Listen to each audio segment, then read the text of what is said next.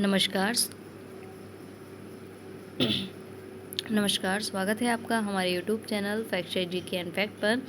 आज है 22 अगस्त और आज हम डिस्कस करने वाले हैं 22 अगस्त के सभी इंपॉर्टेंट डेली करंट अफेयर्स के बारे में। और अगर आपको इस वीडियो का फ्री पीडीएफ चाहिए, आप हमारे टेलीग्राम लिंक, फेसबुक पेज या इंस्टाग्राम पेज पे जाके फॉलो करके वहाँ से फ्री पीडीएफ डाउनलोड कर सकते हैं। लास्ट तक ज़रूर बने रहिएगा। लास्ट में आपसे एमसीक्यू क्वेश्चन पूछा जाता है जिसका आंसर आपको कमेंट बॉक्स में कमेंट करके ज़रूर बताना है। हर एक क्वेश्चन जो है एग्ज़ाम के पॉइंट ऑफ व्यू से काफ़ी इंपॉर्टेंट है, तो लास्ट तक ज़रूर बने रहिएगा। लास्ट में कमेंट करके ज़रूर बताना वीडियो कैसा लगा इसके बारे में। चलते हैं, स्टार्ट करते हैं।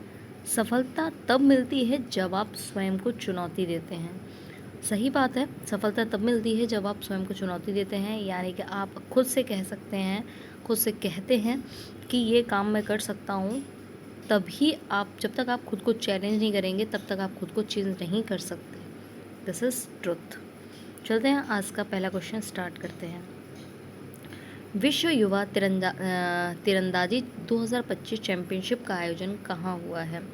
विश्व युवा तीरंदाजी 2025 चैंपियनशिप का जो आयोजन है वो ऑप्शन दे रखे हैं। पहला टोक्यो, विनिपेग, पेरिस या दिल्ली। तो इसका करेक्ट आंसर है विनिपेग। विनिपेग जो है ये कहाँ पड़ता है? ये पड़ता है हमारा कनाडा में। कहाँ पर? कनाडा में पड़ता है।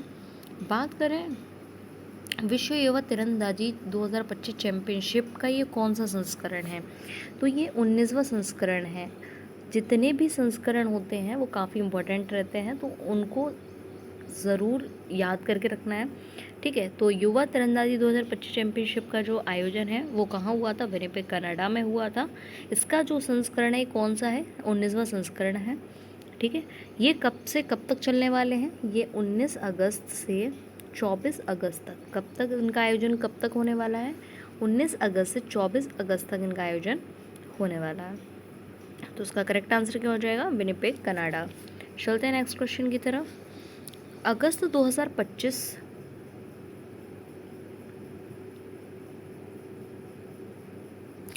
अगस्त 2025 में विश्व स्वास्थ्य संगठन ने भारत के किस पड़ोसी देश को रूबेला मुक्त घोषित किया है? क्वेश्चन क्या है कि विश्व स्वास्थ्य संगठन ने भारत के किस पड़ोसी देश को रूबेला मुक्त घोषित किया है। अब यहाँ पर रूबेला क्या है? रूबेला एक जर्मन खसरा है जो किसके कारण फैलता है? वायरल संक्रमण के कारण फैलता है। ये एक प्रकार का वायरस है। ठीक है, ये किस पड़ोसी देश को रूबेला मुक्त घोषित किया गया है? ऑप्शन है बांग्लादेश, नेपाल, पाकिस्तान, श्रीलंका। तो करेक्ट आंसर जो इसका है वो है नेपाल। अब बात करें नेपाल की, तो नेपाल की राजधानी क्या है? काठमांडू है। इसके जो सीएम हैं, काठमांडू है। ठीक है, इसके जो सीएम हैं वो कौन है? सी सिद्धरमैया। कौन? सी सिद्धरमैया जो है वो उसके सीएम हैं। ठीक है, अब यहाँ पे बात हुई थी विश्व स्वास्थ्य संगठन WHO की, तो हम WHO के बारे में थोड़ी सी जानकारी ले लेते हैं। WHO की पूरी फुल फॉर्म है वर्ल्ड हेल्थ ऑर्गेनाइजेशन, जिसकी स्थापना कब हुई थी? 7 अप्रैल 1948 में हुई थी। इसका जो मुख्यालय है वो कहाँ पर है? जिनेवा, स्विट्ज़रलैंड में है। महानिदेशक जो उसके हैं टेड्रोस एडहैनोम है। लिख देती हूँ, टेड्रोस एडहैनोम है। ठीक है, WHO के वर्तमान सदस्य कितने हैं? 194 वर्तमान सदस्य हैं। भारत जो है WHO का सदस्य बना 12 जनवरी 1948 में। भारत कब बना था? 12 जनवरी 1948 में इसका सदस्य बना था। आई होप ये क्वेश्चन आपको समझ में आया होगा। तो एक बार और देख लेते हैं, विश्व स्वास्थ्य संगठन ने भारत के किस पड़ोसी देश को रूबेला मुक्त घोषित किया है? करेक्ट आंसर है हमारा नेपाल। ठीक है, हाल ही में श्रम श्री योजना, मोस्ट इम्पोर्टेंट, श्रम श्री योजना जो है वो किसने शुरू की है? तो ये शुरू की है पश्चिम बंगाल ने। किसने? पश्चिम बंगाल ने शुरू की है। चलते हैं नेक्स्ट क्वेश्चन की तरफ। हाल ही में संसद में कौन सा संविधान संशोधन बिल पास किया गया है? अभी हाल ही में ये चर्चा में रहा है। हाल ही में संसद में जो कौन सा संविधान संशोधन जो है वो बिल पास किया गया। अभी भारत के जो संसद में 130वां संविधान संशोधन बिल पास किया गया है। 20 अगस्त 2025 में ये बिल पास किया गया था। इसमें क्या है कि जितने भी state minister, central minister, CM, PM जितने भी हैं, अगर ये 30 दिन के लिए लगातार जेल में जाते हैं तो इनको अपने पद से इस्तीफ़ा देना पड़ेगा, पद को छोड़ना पड़ेगा। ठीक है। तो हाल ही में जो संसद में कौन सा संविधान संशोधन बिल पास किया गया है, तो 130वां संशोधन बिल पास किया गया है। ये भी हाल ही में हमारे गृह मंत्री अमित शाह द्वारा संसद में पेश किया गया था। ठीक है। कमेंट बॉक्स में ये ज़रूर बताइएगा कि ये जो बिल पेश किया गया है क्या ये बिल ठीक है, क्योंकि इसमें क्या है कि मतलब इसमें आप दोषी पकड़े जाते हैं या नहीं पकड़े जाते हैं, इससे मतलब नहीं है। यदि आप 30 दिन के लिए लगातार जेल गए हैं, जेल रह कर आए हैं, तो आपको क्या कहते हैं अपने पद से इस्तीफ़ा देना पड़ेगा। तो ये क्या ये ठीक है? इसका आंसर कमेंट बॉक्स में कमेंट करके ज़रूर बताइएगा। चलते हैं नेक्स्ट क्वेश्चन की तरफ। हाल ही में किस शहर का नाम बदलकर भगवान परशुराम के नाम पर करने की मंजूरी दी है? मोस्ट इम्पोर्टेंट, जो जितने भी स्टूडेंट हैं पैट की तैयारी कर रहे हैं या फिर यूपीएसआई की तैयारी कर रहे हैं, वहाँ ये क्वेश्चन इम्पोर्टेंट है। ठीक है। तो किस शहर का नाम बदलकर भगवान परशुराम के नाम पर करने की मंजूरी दी गई है? तो इसका जो करेक्ट आंसर है जलालाबाद, फिरोज़ाबाद, गाज़ीपुर या इनमें से कोई नहीं। इसका करेक्ट आंसर है जलालाबाद। जलालाबाद कहाँ पड़ता है? जलालाबाद जो पड़ता है वो उत्तर प्रदेश में ये जो है वो पड़ता है। कहाँ पर? उत्तर प्रदेश में ये जो जलालाबाद है वो पड़ता है। उत्तर प्रदेश के जलालाबाद का नाम बदलकर भगवान परशुराम के नाम पर करने की मंजूरी दी गई है। ये क्या दर्शाता है? सांस्कृतिक और धार्मिक भावनाओं को दर्शाता है। यह बात हम यूपी की कर रहे हैं, तो यूपी के जो मुख्यमंत्री हैं वो हैं सीएम योगी आदित्यनाथ। कौन है? योगी आदित्यनाथ हैं। ठीक है। अब और इसकी जो राजधानी है उत्तर प्रदेश की वो है लखनऊ, और गवर्नर है आनंदीबेन पटेल। कौन है? आनंदीबेन पटेल। यहाँ हम बात करें यूपी के लखनऊ की, तो जो लखनऊ है वो किस नदी पर स्थित है? लखनऊ जो है वो गोमती नदी पर स्थित है। किस नदी पर स्थित है? क्वेश्चन कई बार बना है। तो ये किस नदी पर स्थित है? गोमती नदी पर ये स्थित है। हम बात अगर उत्तर प्रदेश की कर रहे हैं तो हम थोड़ा सा और पढ़ लेते हैं उत्तर प्रदेश के बारे में। उत्तर प्रदेश का जो राजकीय पशु है, उत्तर प्रदेश का राजकीय पशु है वो क्या है? बारहसिंगा है। पुष्प जो है वो पलाश है। क्या है? पलाश। ठीक है। वृक्ष जो है वो अशोक है। और ठीक है, वृक्ष क्या है? अशोक वृक्ष है। यहाँ एक इम्पोर्टेंट जो फैक्ट हम पढ़ लेते हैं। हम बात अगर उत्तर प्रदेश की कर रहे हैं तो एक दो इम्पोर्टेंट जो अभी हाल ही में चर्चा में रहे हैं उनके बारे में हम पढ़ लेते हैं।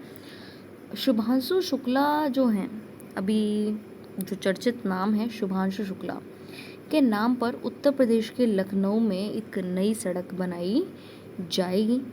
ठीक है। उत्तर प्रदेश सरकार ने गाय के गोबर से कपड़ा और बायोप्लास्टिक बनाने की पहल शुरू की है। किसने? उत्तर प्रदेश सरकार ने पहली बार गाय के गोबर से कपड़ा और बायोप्लास्टिक बनाने की पहल शुरू की है। तो जो हमारा क्वेश्चन है किस शहर का नाम बदलकर भगवान परशुराम के नाम पर रखने की मंजूरी दी है? तो इसका करेक्ट आंसर हो जाएगा जलालाबाद। ये कहाँ पड़ता है? उत्तर प्रदेश में पड़ता है। जितने भी स्टूडेंट्स यूपीएसआई, यूपी पुलिस या फिर यूपी की वैकेंसी की तैयारी करें, वहाँ ये क्वेश्चन जो है वो काफ़ी इंपॉर्टेंट रहने वाला है। यूपी पैट के लिए तो मोस्ट इम्पॉर्टेंट है। हाल ही में फ्रैंक कैप्रियो का 88 वर्ष की उम्र में निधन हुआ। वह कौन थे? लेखक थे, पत्रकार थे, अमेरिकी जज थे? लेखक थे, पत्रकार थे, अमेरिकी जज थे, इनमें से कोई नहीं थे। करेक्ट आंसर जो है वो इसका है अमेरिकी जज।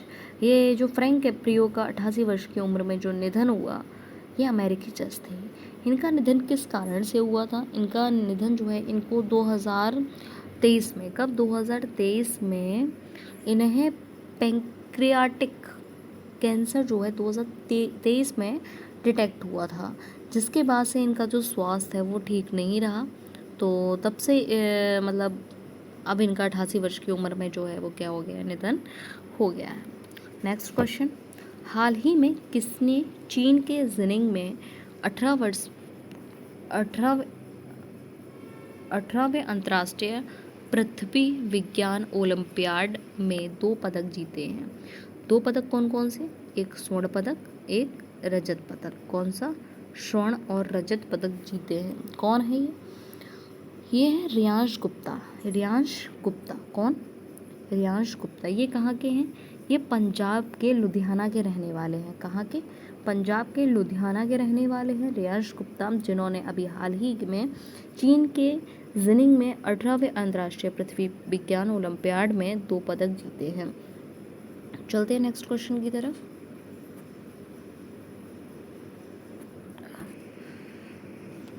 हाल ही में यूआईडी ने आधार आधारित केवाईसी के लिए किसको शामिल किया है?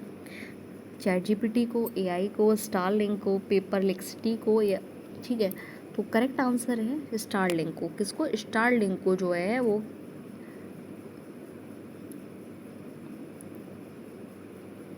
यूआईडी ने आधार आधारित केवाईसी के लिए शामिल किया है।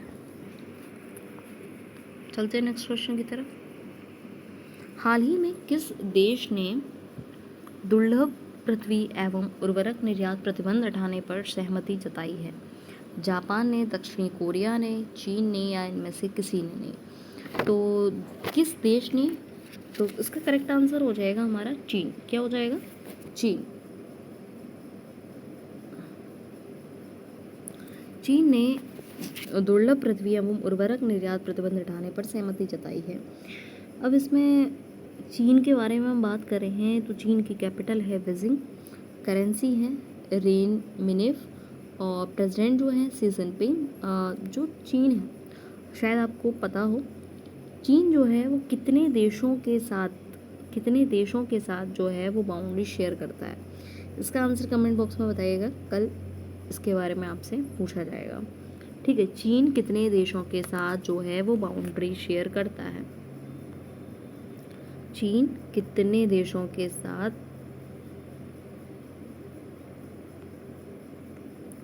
बाउंड्री शेयर करता है? ठीक है, इसका आंसर कमेंट बॉक्स में ज़रूर बताइएगा।